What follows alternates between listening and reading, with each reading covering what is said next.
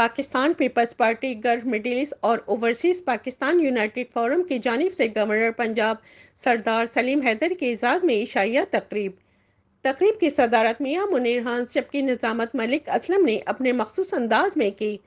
تقریب میں پاکستانی کمیونٹی کی اہم کاروباری شخصیات، پی پی پی کے عہدیداران و کارکنان اور سینئر جرنلسٹ نے شرکت کی۔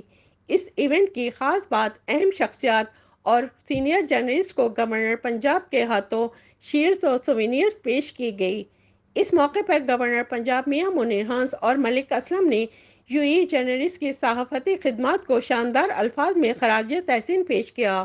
گورنر پنجاب سردار سلیم حیدر نے اوورسیز پاکستانیز کی خدمات کو سراہتے ہوئے کہا کہ ہمارے ہاں سے پاکستانی دنیا کے جس خطے میں گئے اپنی لگن، محنت اور ایمانداری سے وطن عزیز کا نام روشن کیا اور ملک کے لیے قیمتی زر مبادلہ لانے کا باعث بنے۔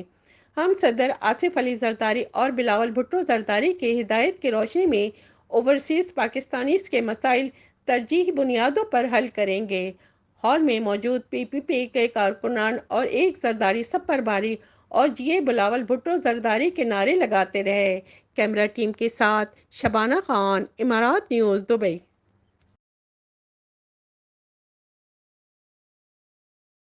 جو پاکستان سے آفیشیل اگر آ کے ادھر لوگوں سے ملیں تو اچھا ہی ہے، گیپ کم ہوتا ہے۔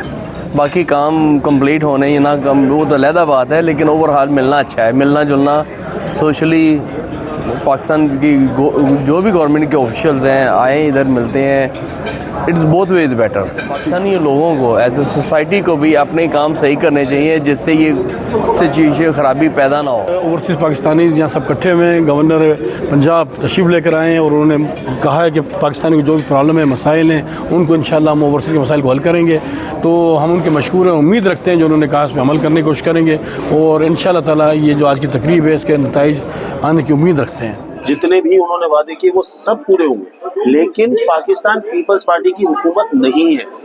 پاکستان پیپلز پارٹی صرف ڈیموکریسی کی وجہ سے کری ہے کہ جمہوری حکومت رہے، کیونکہ ہماری جو دوسری پارٹی ہے وہ کمپرومائز کرنے کے لیے تیار ہی نہیں تھی، اس وجہ سے حکومت میں آنے پڑا۔ نہیں تو اگر 3 مہینے بعد وہ پھر الیکشن کراتے ہمارے پیسے پھر لگتے۔ یہ بڑا ایک اچھا سوشل ایونٹ آرگنائز کیا گیا ہے اور اس میں اپرچونٹی ملی سارے ہم وطنوں کو ایک دوسرے سے اپنے جو ہے دکھ درد شیئر کرنے کی، اور بینگ پی اے یہ ریپرزنٹیٹیو میں اور انور صاحب ہم نے یہاں پہ کمیونٹی کو اپڈیٹ کیا کہ ہم کس طرح سے سوشل سروس کر رہے ہیں اپنے ہم وطنوں کی، اور ہم اس کو انشاءاللہ جاری رکھیں گے۔ پاکستان کے ویزوں کے حوالے سے بات تھی، انہوں نے وہ بھی کیا ہے۔ انہوں نے یہ کہا ہے کہ میں انشاءاللہ تعالیٰ جب تک میری سانسیں ہیں، جب تک میں گورنر ہوں، میں انشاءاللہ تعالیٰ عوام کے کام کروں گا۔ سب سے پہلے گورنر صاحب کا یہاں پہ آنے کا بہت بہت شکر گزار ہوں اپنی کرسچن کمیونٹی کی طرف سے، اپنی طرف سے، اور مجھے اس بات کی خوشی ہے کہ ایک پڑھا لکھا انسان پاکستان پیپلز پارٹی کے اگر گورنر آیا لاہور کا، پورے پنجاب کا، تو ہم خدا کا بھی شکر ادا کرتے ہیں، Pakistan Peoples Party chairman Bilawal Bhutto کا بھی کرتے ہیں، اور میں امید